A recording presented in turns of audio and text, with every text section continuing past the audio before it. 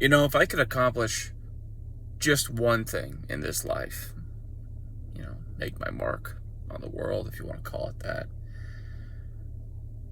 it would probably be to undermine the online pornography industry.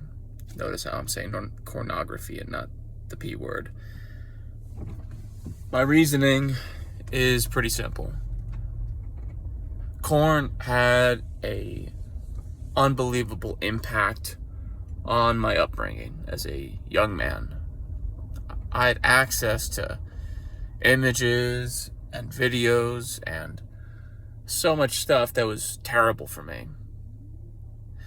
And the truth is that the reason that stuff is on the internet, it's so easily accessible, is because that there are people out there who want to supplement your basic need for intimacy. Because the truth is that porn is a perverted attempt to feed you intimacy without an actual partner.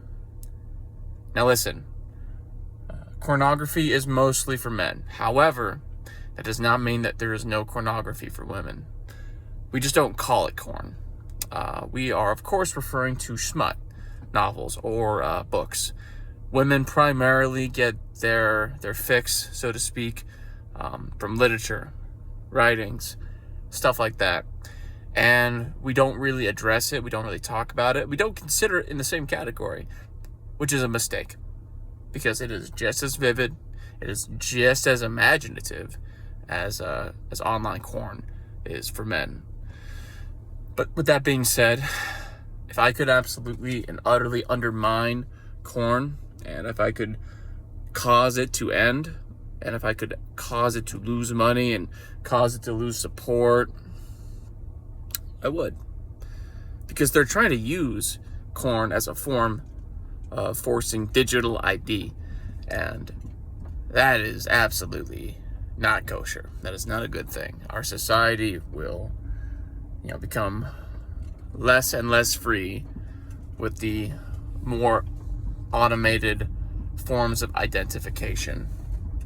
I want you to imagine a world where you are seen and people know where you go every single day, where everything's a part of the grid, where everything is hooked up to the internet, which basically everything is hooked up to the internet nowadays, but you are just constantly monitored, you are constantly viewed, you are constantly being watched. It's a dystopian nightmare, and the truth is that we're not very far away from that kind of world, and I promise you, you don't want to be in it.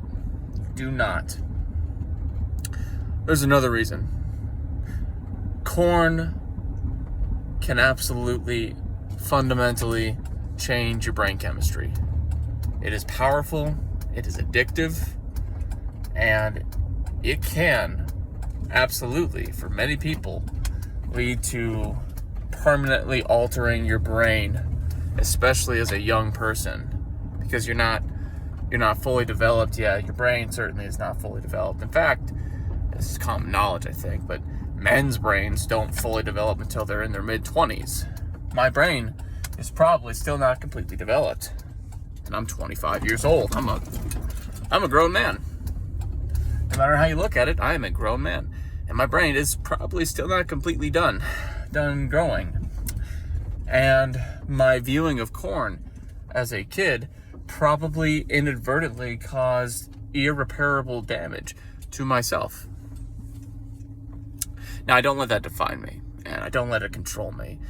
But the thing is that if we lived in a world where porn was not available, and we were to go back to the 60s, where men and women were dependent upon each other for intimacy, and they couldn't outsource it, that was a better time to be alive.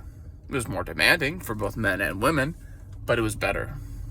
I want you guys to try and think about who the people are that own all the major websites. They're all owned by the same people.